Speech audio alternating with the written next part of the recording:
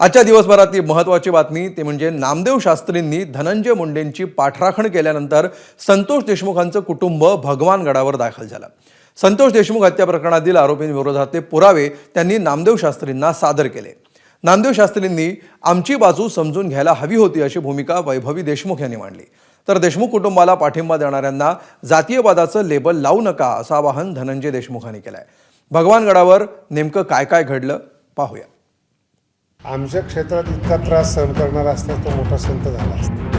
हे प्रकरण केलं, निघून हत्या केली, त्यांची मानसिकता का बिघडली, मीडियाने का नाही दाखवलं? धनंजय मुंडे खंडणी करून जगणारा माणूस किंवा गुन्हेगार नाही आहे।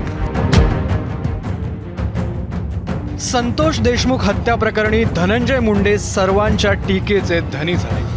अपवाद फक्त भगवानगडाचे महंत नामदेव शास्त्री।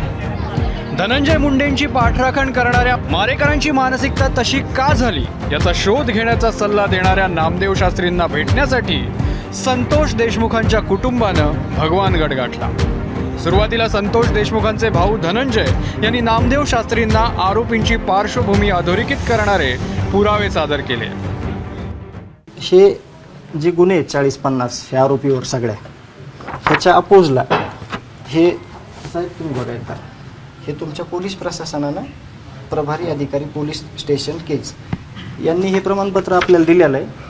अख्ख्या गावाचे पण गुन्हे ह्याचे अर्धे पण नाहीत किंवा जे आहेत ते किरकोळ आहेत।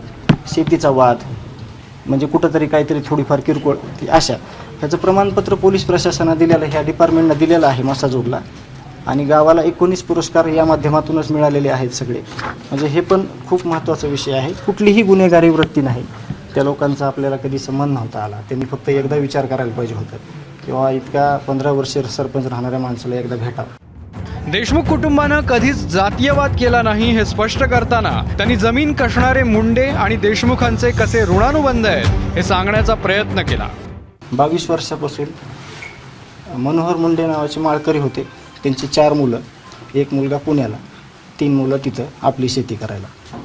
आत्तापर्यंत 2003 पासून आत्ता 22 वर्षापर्यंत त्यांनी जे पिकवलं आहे ते आपण खातो। त्याचं 4 किलो वेट कमी झाले अन्न वारल्यापासून। जर इथं देशमुख कुटुंबीय जर जातीवाद करत असतं तर कमीत कमी ही घटना घडल्यावर तरी कुठंतरी दिसलं असतं की ह्यांनी कोणीतरी त्यांनी जातीवाद केला किंवा आपण। त्रास जास्त होतोय कशाचा की एका दलित बांधवाला वाचवायला गेलेला भाऊ आपला त्यांनी तिथं जात नाही बघितली। एक आपला 22 वर्षापासून वंजारी समाजाचा जो आमचा माणूस आहे त्याच्यासोबत दुसरी पिढी आमची संपत आली। संतोष देशमुखांचं म्हणणं सविस्तर ऐकल्यानंतर आरोपींना माफी मिळणार नाही अशी ग्वाही नामदेव शास्त्रींनी दिली। आरोपींना आम्ही माफ करणार नाही, आरोपीला आम्ही पाठीशी घालत नाही। आम्ही भगवान बाबाच्या गादीवर बसून आम्ही शब्द देतो तुम्हाला, आरोपीच्या पाठीमागे भगवानगड नाही, संतोष देशमुखच्या पाठीमागे आपला गड राहणार आहे। तुम्ही काही चिंता करू नका, तुम्ही गडाचेच आहेत। संतोष देशमुख कुटुंबाला पाठिंबा देणाऱ्या नेत्यांना काहींनी जातीयवादाचं लेबल लावलं। तसंच धनंजय मुंडेंनी देखील विशिष्ट समाजावर अन्याय होत असल्याची भावना बोलून दाखवली होती। हाच मुद्दा नामदेव शास्त्रींसमक्ष धनंजय देशमुखांनी उपस्थित केला, तर वैभवी देशमुख यांनीही हाच मुद्दा अधिक प्रकर्षानं पुढे नेला। पहिल्या दिवसापासून आत्तापर्यंत विविध लोकप्रतिनिधी आहेत, जिल्ह्यातलेच नव्हे तर जिल्ह्याच्या बाहेरचे अख्ख्या महाराष्ट्रातले सगळे लोकप्रतिनिधी, तुमची पोलीस यंत्रणा सगळी या न्यायाच्या भूमिकेत आहे आणि न्याय मागत आहे। तर त्याच्यामध्ये त्या लोकप्रतिनिधीला जर जातीवादी म्हणण्यात आलं तर मग न्यायाच्या दिशेने येणारे ते लोक परत येतील का न्यायाच्या भूमिकेत? नाहीत येणार। जातीवाद न करता खऱ्या आरोपीला शिक्षा व्हावी हे या भगवानगडाच्या गादीवर माझं सांगणं आहे। याच्या अतिरिक्त जे काय आहे आम्ही बसून बोलू। आरोपींचं ज्यांना समर्थन करायचे त्यांनी निश्चित करा, आम्ही त्यांच्या बाबत काही बोलत नाहीत, पण याच्यामध्ये कुठे जातीवाद आणतायत आणि ज्यांना आरोपीची पाठराखण करायची तेच जातीवाद काढतायत। माझ्या वडिलांनी जसं मला समजतंय तसं माझ्या वडिलांनी कोणतं जातीवाद केला नाहीये। आता सगळं चाचाने सांगितलं की आमचे शेतकरी सुद्धा हे वंजारी हेच आहेत, त्यांचं सुद्धा अण्णा मुंडेच आहे। पण आम्हाला एक असं याची खंत वाटते की जो माणूस जसं दलितांना वाचवण्यासाठी गेला त्यांनी कधी जातीवाद न केला, त्याच्यामध्ये न्याय मिळवण्यासाठी असे वेगवेगळे फाटे का फुटतात? धनंजय मुंडेंना पाठिंबा देणाऱ्या नामदेव शास्त्रींवर टीका होते। महंतांचा धोम्यगडाच्या भगवानगडाच्या आपण जो आदर करतो तो आमच्या मनात कायम राहावा त्यांच्याबद्दल. त्याच्यामुळे उगाच डवचू नाही इकडची तिकडं स्वतःचं चूक झाकवायसाठी. झालंय तुमच्याकडून मान्य करावं. झालंय बोललाय तुम्ही की खून करणाऱ्यांचं समर्थन झालेलं आहे. एक प्रकारची एक समूह एका बाजूनं वेगळ्या मार्गाने नेण्याची भाषासुद्धा झालेली. एक नवीन अंक जातीवादाचा या राज्यानं नव्यानं बघितला. म्हणता येतं बाबाजी येतं, त्यांना मानलं पाहिजे, बोललं पाहिजे नाही कधी. हे आता त्यांचं दोषच नाही बाबाजीचा. हे घडून आणतं हे घडून आणतं धनंजय मुंडे घडून आणतो हे खरं आहे. त्यामुळे त्यांना दोष देण्यात मजा नाही. सगळं धनंजय मुंडे करतो. पण जरी किती भक्कम बाजू असली तरी दुसरी बाजूसुद्धा पक्की आहे हे बी ध्यानात ठेवायचं. संतोष देशमुख हत्या प्रकरणाला 50 पेक्षा अधिक दिवस लोटले. वाल्मिक कराडवर झालेले गंभीर आरोप, वाल्मिक कराडवरून धनंजय मुंडेंवर झालेली टीका, त्यानंतर वाल्मिक कराडची नाट्यमय शरणागती, धनंजय मुंडेंच्या राजीनाम्यासाठी वाढलेला दबाव आणि त्यानंतर नामदेव शास्त्रींनी केलेली धनंजय मुंडेंची पाठराखण ही वेगवेगळी वळणं घेतल्यानंतर हे प्रकरण आता जातीयवादाच्या मुद्द्यावर येऊन ठेपलंय. गोविंद शेळके, ABP माझा, बीड. पुढे जाऊया. एकनाथ शिंदेंना भाजपनं मुख्यमंत्री पदाचं आश्वासन दिलं आणि निकालानंतर ते मोडल्याचा खळबळजनक दावा संजय राऊतांनी सामनाच्या लेखात केला.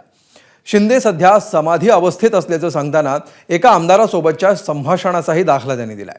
या लेखामुळे सध्या राजकारणामध्ये खळबळ उडाली असून सत्ताधाऱ्यांनी राऊतांवर जोरदार टीका केली आहे. पाहूया याबाबतचा स्पेशल रिपोर्ट. एरवी प्रत्येक बातमीवर रोखठोक बोलणारे संजय राऊत आज स्वतःच बातमीचा विषय ठरले. निमित्त ठरलंय सामना मुखपत्रात त्यांनी लिहिलेला एक लेख. मुख्यमंत्री फडणवीस आणि उपमुख्यमंत्री एकनाथ शिंदे यांच्यात विसंवाद असल्याचा दावा करत त्यांनी खळबळ उडवून दिली आहे. शिंदेंच्या एका आमदारासोबत झालेल्या संवादाचा संदर्भ देत त्यांनी शिंदेंची भाजपकडून फसवणूक झाल्याचा दावा केलाय. या लेखात राऊत म्हणतात, राजकीय घडामोडीमध्ये शिंदेंसह त्यांचे नेते कुठेही दिसत नाहीत. मुख्यमंत्री म्हणून शिंदेंवरती झोत होता तो आता संपला. फडणवीसही आपल्याला विचारत नाहीत. या दुःखात स्वतः शिंदे अखंड डुंबलेत. फडणवीस आणि शिंदेंमध्ये केवळ वरवरचं बोलणं आहे. दुःखाचा कडेलोट झाला की हेलिकॉप्टरनं ते दरेगाव गाठतात.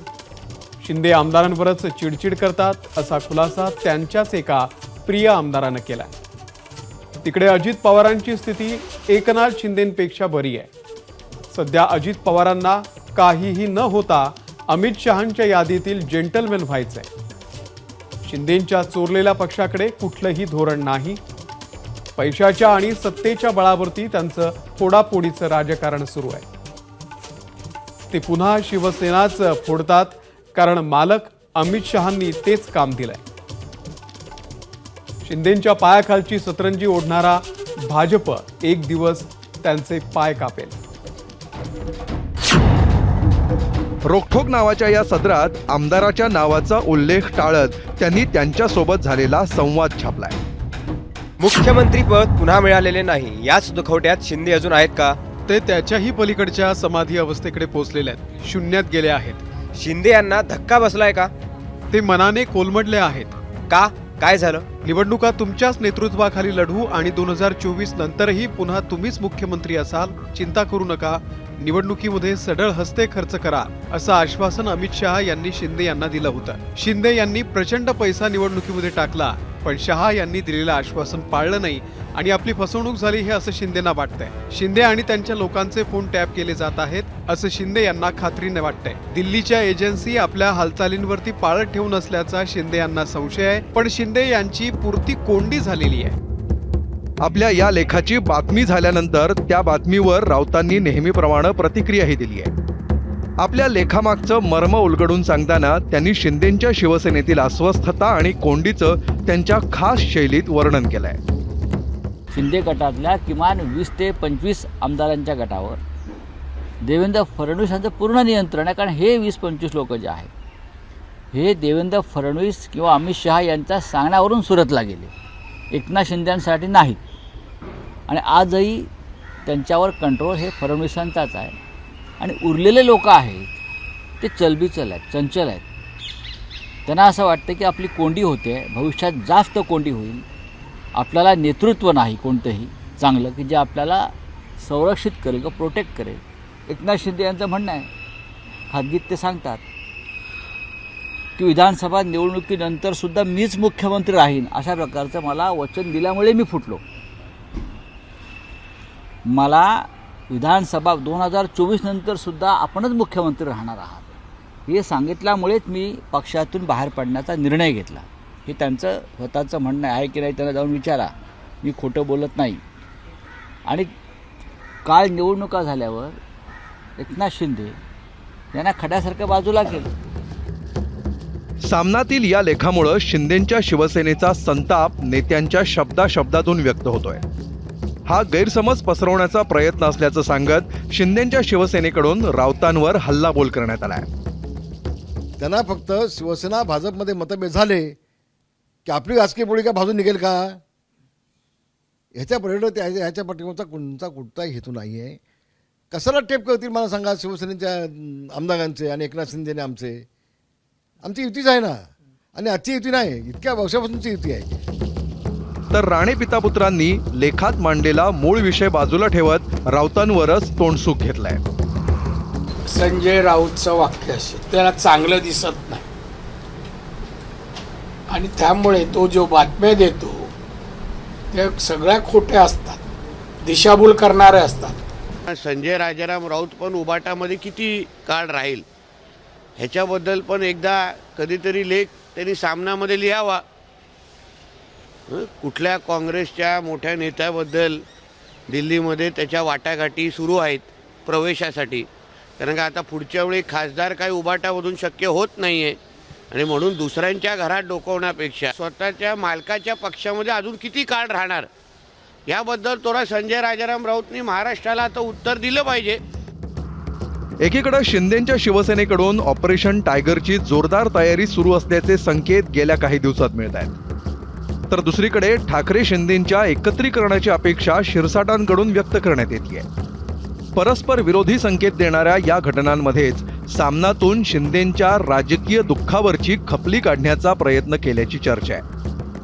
आता या खपलीखाली खरंच काही अस्वस्थतेची जखम आहे की राऊतांचा केवळ कल्पनाविलास आहे, हे भविष्यातल्या राजकीय घडामोडींमधूनच स्पष्ट होणार आहे.